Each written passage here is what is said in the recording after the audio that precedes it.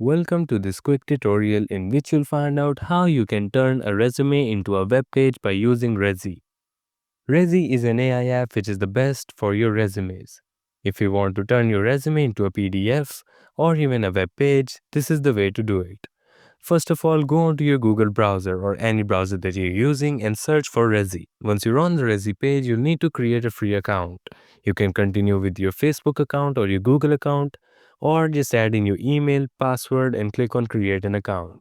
You'll be redirected to the main page of Rezi. Here you can create a new resume. Click on it. Give your resume a name, add in your experience level. Also, you can just upload your resume if you have it, like I'm gonna do so. Once you click on next, you'd be able to see your resume here.